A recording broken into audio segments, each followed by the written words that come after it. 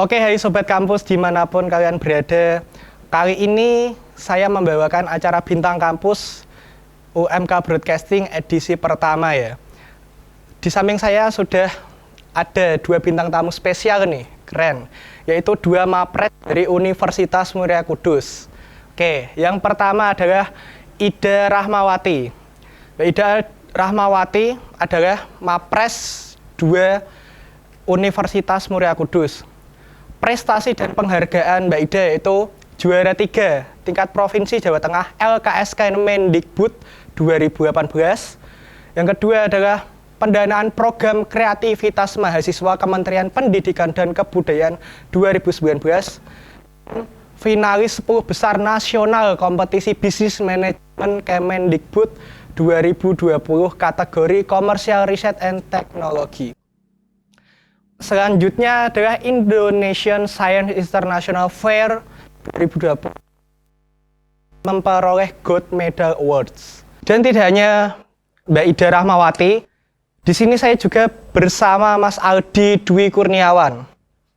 Mas Aldi ini adalah mapres 3 Universitas Muria Kudus. Prestasi Mas Aldi yaitu diantaranya Research Founder of Program Kreativitas Mahasiswa atau PKM Entrepreneurship Fields 2021. Research Founder on Program Kreativitas Mahasiswa atau PKM Karsa Cipta Address Fields tahun 2021. Research Founder on Program Kreativitas Mahasiswa PKM Community Service Fields 2021 dan Gold Medal International Science and Innovation Fair 2020. Oke, langsung saja ya kita ke sesi bincang-bincang bersama Mbak Ida Rahmawati dan Mas Aldi Dwi Kurniawan.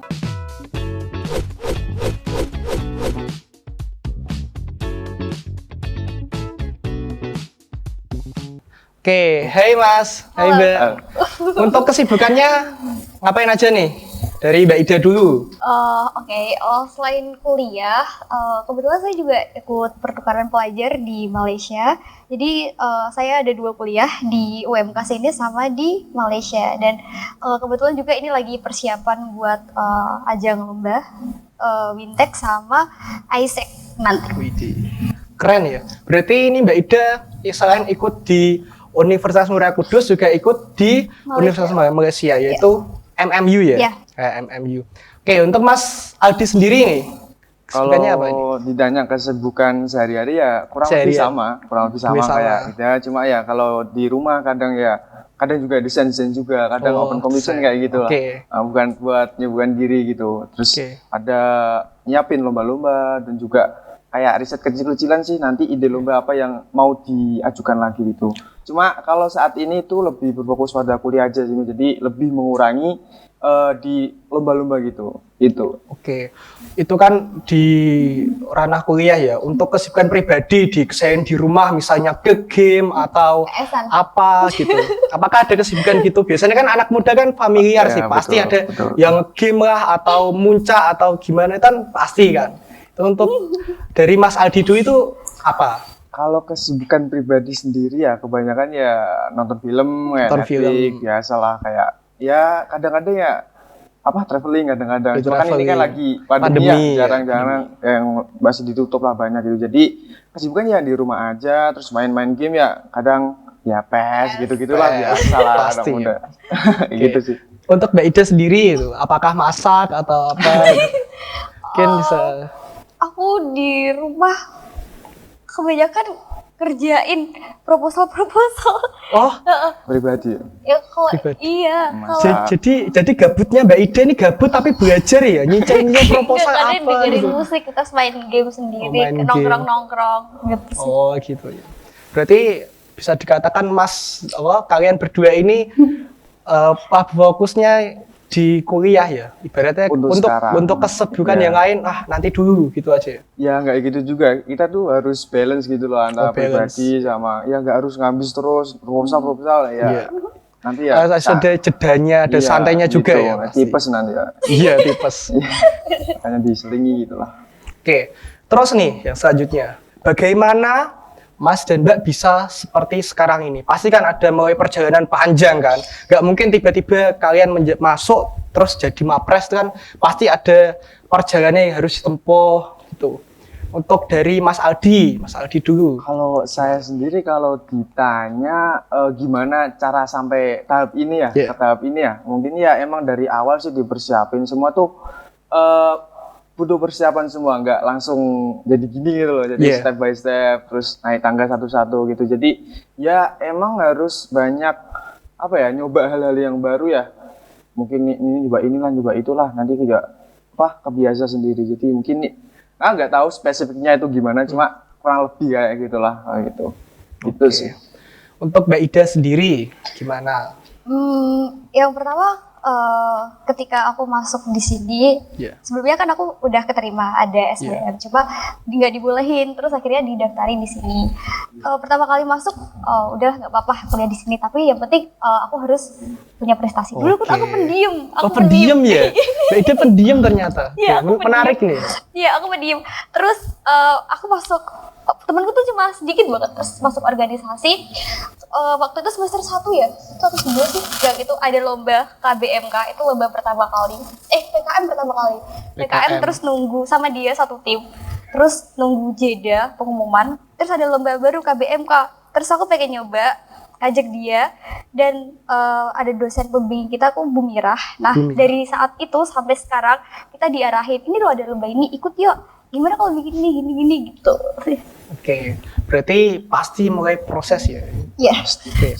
Untuk yang selanjutnya itu tantangan. Nah, tantangan kita kan pasti kan, karena kita sendiri kan misal belajar terus kan, aku malas atau gimana. Pasti kan ada tantangan tersendiri, entah dari keluarga sendiri, entah dari kita sendiri yang kayak males gitu. Nah, itu untuk tantangan dari kalian itu apa? Dari Mbak Ida? Kalau aku sih, ya karena aku nggak bisa bagi waktu banyak, karena aktivitas padat, sementara aku nggak bisa bagi waktu. Dan kemarin tuh kebetulan juga karena padat banget, ada mapres, ada lomba, kuliahku sempat ya ngalami penurunan dikit gitu. Tapi semakin kesini aku ngurangin aktivitas-aktivitas yang di luar kuliah supaya nanti bisa fokus ke kuliah lagi. Tuh sih. Okay. Untuk Mas Aldi nih, tantangannya yang paling berat apa itu?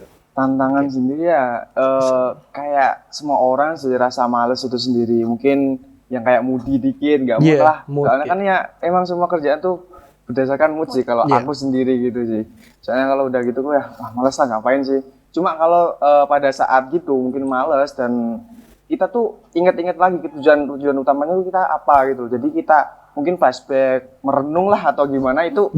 Cara orang kan masing-masing sih, punya caranya masing-masing. Jadi kita juga mikir nanti goals-nya itu apa. Nah itu kalau kita udah keinget goals kita lagi, jadi kita lebih semangat lagi lah untuk recharge semangat kita, kayak gitu sih.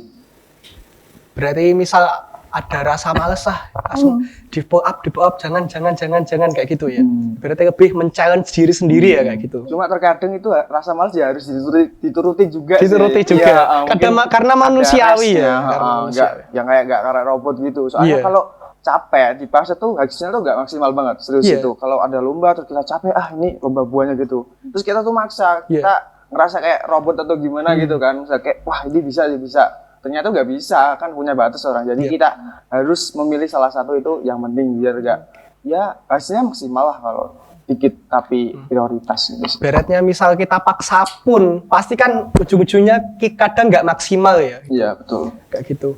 Nah terus nih yang paling menarik, prestasi sebelum menjadi mapres. Pasti nih ada misal di SMP atau SMA atau SD, bahkan SD dulu atau TK mungkin ada prestasi. Beratnya apakah sebelum Mas menjadi mapres, Mas atau Mbak menjadi mapres, apakah ada prestasi sebelumnya atau sebelum masuk dalam kuliah ini? Dari Mbak Ida. Kalau dari mana nih? Dari SD? Ya, dari mana aja. Dari TK juga boleh. Beratnya prestasi lah. Kalau prestasi, kalau dapat penghargaan prestasi, itu tuh di SMA. Coba SMA, saya di SMK dan saya ikut LKS, lomba kompetisi siswa, itu dapat juara 1 di kabupaten, terus juara 3 di tingkat provinsi gitu. Tapi kalau sebelumnya, kalau pengalaman lomba SD SMA ya banyak sih. Cuma kalau untuk prestasi sih di SMK itu pertama kalinya aku dapat. Oke, berarti kalau Mbak Ida itu yang first berarti yang dari SMK. Iya. Dari SMK terus berlanjut sampai ke jenjang kuliah. Untuk Mas Aldi prestasinya. Kalau saya sendiri itu malah berbanding balik ya sama dia. Saya SD, SMP, SMA itu nggak ada nothing. Nggak ada. Ibaratnya cuman hanya mahasiswa biasa gitu lah. Iya, malah standarnya Aldi. Oh gitu. Kalau di SMA, kalau teman-teman yang ada yang nonton, mungkin teman-teman SMA saya, mungkin ya kalau ada yang nonton itu tahu sendirilah di SMA itu gimana, nggak perlu diceritain, cuma tahulah itu gap antara di SMA, Aldi SMA sama Aldi kuliah itu ya lumayan beda lah. Jadi ada apa ya namanya, turning point lah dari SMA ke kuliah gitu. Soalnya ya SMA ya biasa-biasa aja, kebanyakan nggak punya pulang dan lain-lain gitu lah. Ya alhamdulillah di kuliah ini juga lebih baik gitu sih. Untuk Mas Aldi sendiri nih, prestasinya apa aja sebelum ke jenjang kuliah ini? Jadi kalau buat saya sendiri itu berbanding balik ya sama si Ida itu kan. Kalau dia kan ya udah dari awal mungkin ya. Kalau saya sendiri dari SMP, SMA, SD, SMP, SMA itu jarang banget lah berprestasi. Apa itu berprestasi gitu kan.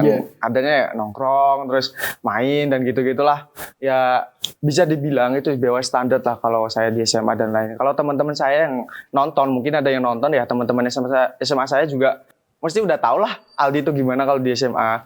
Terus ya alhamdulillah waktu di kuliah ini juga udah lebih baik lah daripada SMA, ya bisa berprestasi, bisa ikut lomba-lomba. Ya ada turning point lah dari SMA ke kuliah tersebut sih. Mungkin kalau ditanya triggernya apa, mungkin kurang bisa menjelaskan secara spesifik, cuma ya kayak ada pukulan telah gitu lah. Jadi keinget gitu lah. Jadi goals utamanya tuh apa, kayak gitu sih.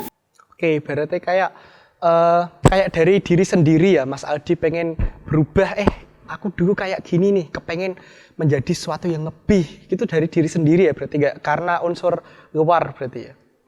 Kalau dari sendiri sih, soalnya kan dari kita kalau mau berubah ya emang dari sendiri nggak mungkin bisa orang lain tuh nggak bisa itu.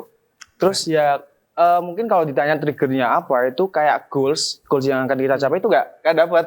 Terus kamu mikir kayak kamu bangun jadi kayak gak guna gitu kan, jadi kayak keinget lagi lah goals utama. Jadi kalau setelah masuk kuliah ini udah bertekad kayak wah ini nggak boleh kayak gini buat jadi apa gitu kan. Jadi ya gini lah sekarang. Oke, menarik ya ternyata. Oke, untuk tips dan trik, nah itu kan pasti dari Mbak Ida dan Mas Aldi sendiri kan punya tips and trik yang berbeda kan.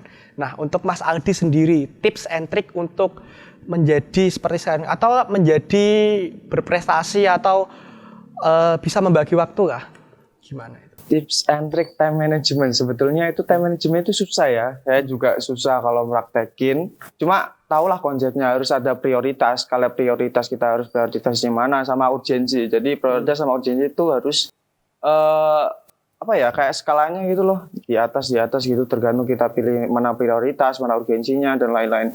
Jadi kalau tips and trick itu kan orang-orang ya punya skillnya masing-masing.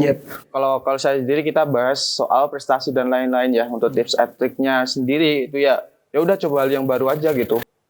Kita juga jangan takut lah coba hal yang baru. Soalnya kalau kita nggak tahu skillnya itu di mana, jadi ya coba aja sih. Tips and tricknya ya kayak kalau lebih spesifik ke lomba, mungkin tips and tricknya itu kayak kalau mau cari ide dan lain itu kita harus lepas liarkan pikiran kita ya, walaupun ide kita gak make sense, paling gak kita misalnya ini taraf make sense ya, itu atas ya paling gak diturunin dikit-dikit. Jadi kayak teknologi mana sih yang bisa diterapkan, mana yang enggak gitu sih. Sama lihat urgensinya sekarang itu hot topiknya apa, terus jadi kita antara ide itu sama hot topiknya itu dipadukan kayak gitu sih. Lebih ke berani mencoba ya berarti. Betul. Oke, untuk Mbak Ida sendiri nih, tips and triknya gimana? Kurang lebih sama sih kayak Aldi. Tapi kalau terkait dengan lomba, kita juga harus bisa cari partner yang emang bisa diajak kerjasama. Dan bisa kayak sharing ide gitu lah. Dan kalau mau cari ide yang berhubungan dengan lomba, ya itu tadi harus cari ide yang out of the box. amati dan modifikasi gitu sih. Apa yang udah ada, kita bisa ngambil itu sebagai contoh, terus kita modifikasi. Seperti itu sih. Oke, lebih dianalisis ya berarti. Oke, lebih dianalisis. Nah, nih, untuk cara belajar dan pembagian waktu. Karena kan, pasti kan setiap orang kan punya cara belajar sendiri-sendiri. Terus untuk bagi waktu, kadang ada yang sambil dengerin musik, atau butuh suasana yang sepi atau hening. Itu untuk Mbak Ida dulu. Mbak Ida nih, gimana cara belajarnya? Aku kalau belajar moodku tuh harus benar-benar baik. Oke, harus mood ya berarti ya? Harus moodku harus baik dulu. Jadi kalau misal belajar atau kerjain sesuatu, kalau misalnya moodku nggak baik, kayak udah nanti dulu. Okay. Sambil memperbaiki mood, sampai kayak jalan-jalan lah, dengerin musik lah gitu, baru ngerjain. Karena kalau mood kita jelek sendiri, kalau ngerjain pasti kayak males-malesan, pasti nggak bisa totalitas lah kita dalam mengerjakannya. Oh, lebih ke mood, ibaratnya cara menangani mood itu sendiri dari Mbak Ida berarti dengan itu ya? Iya, ngelakuin hal-hal yang aku suka. Oke. Terus untuk Mas Aldi sendiri nih, untuk cara belajar dan membagi waktu, pasti kan cewek sama cowok kan beda kan? Nah itu gimana? Cara belajar sendiri, aduh susah ya pertanyaannya. Cara belajar sendiri itu ya orangnya cuma orang punya cara masing-masing. Yeah. Kalau aku sendiri itu mungkin jamnya ya sama sih, emang mood itu nentuin segalanya sih. Kalau kita lagi jelek ya emang nggak usah dipaksa, ya udah tidur aja. Mungkin kayak kalau saya sendiri tuh nonton, kalau nggak mood gitu ya udah nonton seharian full gitu, terus besoknya lagi nge-push. Tapi kita harus komitmen sama diri kita sendiri. Mungkin hari ini Senin kita istirahat nih, ya udah besoknya Selasa langsung ngabis lagi ngerjain apa yang harus dikerjain lagi. Terus kalau aku sendiri sih biasanya kalau pagi terus malamnya itu langsung istirahat. Mungkin jam 9 itu langsung nggak megang apa-apa. Kalau ada urgensi, mungkin ada yang perlu deadline, mungkin ya harus dipaksa sih emang. Jadi sebenarnya nggak bagus sih kayak paksa gitu kan. Soalnya kan kalau kita deadliner itu berarti time managementnya kita salah. Oh gitu. Kalau saya sendiri sih, menurut saya sendiri gitu sih. Jadi lebih dipertimbangkan lagi sih kalau soal itu, time management. Oke, menarik sekali ya. Nah, ini ya yang ibaratnya saling berkaitan. Cara memotivasi diri sendiri agar tetap semangat. Pasti kan, tadi kan sudah disinggung antara malas, terus mengumpulkan mood, atau dengan cara belajar yang dengan cara kalian masing-masing. Nah, pasti kan ada sesuatu nih yang memotivasi, aku harus gini. Nah, itu untuk dari kalian sendiri gimana? Mulai dari Mas Aldi dulu. Kalau cara memotivasi sendiri itu bisa dari internal, dari eksternal juga sih. Kalau dari eksternal juga kan ya tadi udah tak singgung dikit soal itu sebelum kuliah itu. Terus saya lihat kayak keluarga ini punya harapan ke saya, jadi kayak ada beban tersendiri. Jadi kalau saya lagi males, motivasi ya gitu, ya udah lihat keluarga aja kayak ini gimana nanti kan saya jadi ya yang diandelin gitu. Nggak mungkin jadi biasa-biasa aja juga. Kasian gitu. Terus dari internal sendiri mungkin goals-nya ya, set goals. Kita mau apa ke depannya, mungkin bisa di-set 5 tahun ke depan kita menjadi apa, ada kita cara-cara step by step-nya untuk menuju ke situ apa aja. Jadi kita lebih memotivasi diri sendiri sih, gitu. Oke. Untuk dari Mbak Ida sendiri nih, itu kan dari Mas Aldi. Untuk Mbak Ida sendiri, cara memotivasi diri sendiri gimana? Sama sih, sama kayak Aldi, keluarga yang paling memotivasi. Apalagi ayah saya itu di luar kota, di Jayapura. Oh, di Jayapura. Iya, ayah saya di Jayapura. Jadi saya tinggal sama adik dan ibu saya. Saya seorang kakak gitu, jadi saya harus bisa kasih contoh yang baik untuk adik saya. Saya juga harus jadi anak yang baik karena ayah saya pergi ke luar kota cari rezeki untuk saya. Jadi saya di sini nggak boleh kayak main-main seenaknya gitu. Jadi saya harus berusaha semaksimal mungkin karena udah sampai bela-belain nggak kumpul sama keluarga demi saya gitu. Jadi saya harus totalitas lah. Oke, ibaratnya dari kalian berdua nih, ibarat motivasi pendukung yang paling utama itu dari keluarga ya, Pak? Iya, keluarga. Sama kadang aku biasanya tuh lihat cerita-cerita orang sukses itu dan ngelihat sekelilingku kayak ada orang ini kok bisa ya kayak gitu, aku cobalah kayak gitu. Jadi kalau misalnya ada yang misalnya si A dia dapat juara lomba ini gitu, itu kayak kadang memotivasi diriku gitu, kayak aku mau jadi kayak dia gitu. Gitu sih kalau kadang. Oke, menarik ya. Oke, selanjutnya nih yang terakhir itu harapan kedepannya untuk adik-adik. Pasti kan, apalagi ini ada maba-maba baru ya. Pasti kan ada yang kepengen seperti Mbak Ida sama Mas Aldi. Nah, untuk harapan kedepannya buat adik-adik gimana? Dari Mbak Ida dulu. Harapanku buat adik-adik adalah kedepannya jangan pernah takut untuk mencoba. Kayaknya jangan pernah takut. Dan kalau ada info tentang lomba atau apa, ajuin aja daftar. Tuh. Nanti cari tim teman yang benar-benar bisa diajak mikir kayak gitu. Jangan mikirin nanti hasilnya gimana ya, nanti prosesnya gimana, tapi coba aja dulu. Karena biasanya kalau orang tuh udah masuk ke dalam suatu lubang, pasti dia akan cari cara gitu buat keluar. Iya, makanya kayak gitu sih. Jadi jangan pernah mikir ini nggak bisa kok, ini susah. Jangan kayak gitu. Gitu. Coba aja dulu gitu. Harus berani ya. Ya. Oke, dari Mas Aldi sendiri harapan untuk adik-adik depannya. Pan buat adik-adik mungkin ada pesan-pesan ya. Ya harus ditingkatin lagi sih, mau apa. Di-set lah goals-nya itu. Mungkin kita juga belum kepikiran, saya juga waktu semester pertama juga ngapain ya udah kuliah aja. Tapi mulai dari sekarang mungkin kalau teman-teman yang nonton mungkin ya bisa di-set lah goals-nya itu, kita mau jadi apa, terus gimana cara dapetin lah goals itu. Gak hanya bidang kayak lomba-lomba dan gini-gini aja, cuma semua kita gak harus lomba kok, serius ya. Ada hal-hal lain yang bisa dikembangkan lagi, gak melulu soal itu. Kalau kita kan pagi bahasa ini ya, mungkin sebenarnya mungkin ya apa ya, lebih berani. Bener sih tadi bilang yang tidak bilang sama tadi yang saya singgung, coba hal-hal yang baru aja lah, coba jadi gak usah takut. Itu sih tadi.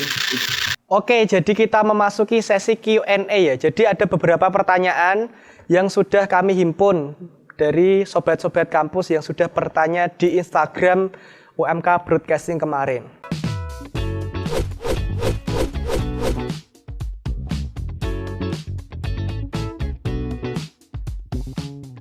Oke, yang pertama nih ada dari @erikafaslihatul20_. Nah, syarat jadi mapres itu apa?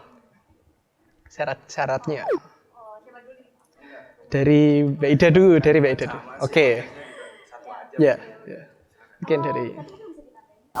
Jadi syarat jadi mapres itu tuh yang pertama dari IPK dulu. Ya, IPK 3 ke atas ya, kalau nggak salah. Mungkin. Ya, 3 ke atas kalau nggak salah. Okay. Terus yang kedua juga kalau kemarin tuh kita disuruh buat proposal tentang apa kemarin? Pokoknya proposal inovasi lah tentang temanya kemarin tentang SDGs gitu. Terus juga mungkin harus dipersiapin kayak kemampuan bahasa Inggrisnya karena ada tes TOEFL-nya juga. Itu ada tes buat psikotesnya juga. Dan kalau tahun sebelumku itu ada wawancaranya, tapi kalau tahunku itu nggak ada wawancaranya. Oke, berarti cukup simple tapi banyak juga ya. Berarti kita kepingin menjadi mapres juga kita harus prepare seperti yang sudah Mbak Ida sebut. Oke. Terus nih ada lagi dari @nanda_fz17. Tips ketika dulu berproses menjadi mapres. Nah, saat berproses menjadi mapres kan ada tips-tipsnya apa aja nih? Kalau mungkin tak tambahin tadi ya. Tadi untuk urut-urutannya kita harus tes terlebih dahulu ya. Kita kan daftar kan, terus dites apa ya tadi? TWK, terus psikotes sama bahasa Inggris kayaknya. Terus diambil 10 besar. Nah 10 besar itu disuruh buat paper kayak inovasi gitu. Terus kita harus presentasi dewan juri gitu. Sebenarnya itu sih tahapannya. Untuk prosesnya ya kalau untuk awal-awal kayak tes gitu ya emang belajar apalagi gitu kan. Nggak belajar terus kalau udah tahap sebelum besar itu ya harus nyiapin papernya itu inovasi apa yang akan kita ajukan dan lain-lain, dan juga ya latihan presentasi dan ya udah gitu. Presentasinya Indo-Inggris. Oke, berarti sesi pertanyaan sih. Sesi pertanyaan Inggris ada 3 juri dari bahasa Inggris, bahasa Indonesia sama teknik. Oke, berarti bisa dikatakan kalau untuk menjadi mahasiswa berprestasi nih harus bisa lah bahasa Inggris ya, menguasai beratnya kayak minimal TOEFL kita bisa menguasai gitu ya. Iya, karena syarat kan habis dari MAPRES di universitas itu tuh ada MAPRES provisi dan itu salah satu syaratnya tuh TOEFL. TOEFL-nya kalau nggak salah 50 atau berapa gitu. 500 kah atau berapa? 500 kayak kalau nggak salah. Oh, ini kayak TOEFL-nya harus 500 kalau nggak salah minimal. Oke, menarik sekali. Terus nih yang terakhir ada dari @silmi rosyadi. Halo Kak, gimana rasanya jadi orang pinter? Ini mungkin dari Mbak Ida sendiri, gimana? Rasanya jadi orang pinter tuh ya nggak biasa aja sih, kita nggak pinter-pinter banget sih sebenarnya. Iya. Karena mungkin Kebetulan. kita berani coba aja gitu. Kalau selama ini mungkin lebih Kalau pinter itu relatif ya, relatif banget sih. Gak bisa diukur sampai mana itu kita udah dikatakan pintar. Cuma kalau dikata pintar ya alhamdulillah bagus. Itu mungkin doa ya. Kalau nggak saya belum cukup sih kalau aku sih. Nggak bisa dikatakan pintar sih. Soalnya ya masih banyak orang-orang lebih dari kita. Karena orang-orang kan ada yang gini, ada yang pinternya secara akademik atau pinternya secara skill kan, kepintaran itu relatif ya, juga tergantung. Biasa gitu, biasa istimewa. Jadi kalian benar biasa aja ya. Jadi ini kan kalian berdua kan bisa dikatakan MAPRES ya, dan nggak semua mahasiswa bisa menjadi MAPRES. Jadi dari kalian sendiri kayak ada kesannya, wah kayak merasa gimana gitu, atau biasa aja nih. Itu malah jadi kayak tanggung jawab sih ke kita kalau misalnya ada lomba-lomba terus ngasih contoh ke adik-adik tingkat kayak gitu sih sebenarnya. Kalau saya sendiri malah beban ya. Nah, jadi beban. Kenapa Mas kalau jadi beban itu? Gak bisa pulang.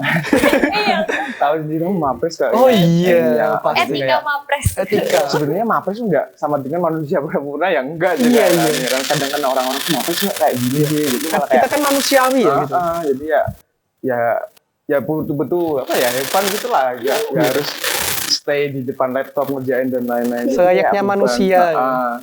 Beban ya biasa aja sih, gak ada yang ngerasa kayak di atas dari teman-teman yang biasa serius. Oke. Terus ada juga mindset dari orang-orang, MAPRES itu pasti pinter gitu. Terus kalau ada pekerjaan apa-apa, ini gimana? Kamu kan MAPRES pasti bisa. Kayak gitu. Padahal semua hal tuh kita kuasai gitu. Tapi mereka pikirnya, mindsetnya mereka MAPRES pasti semua bisa. Kayak gitu, padahal enggak.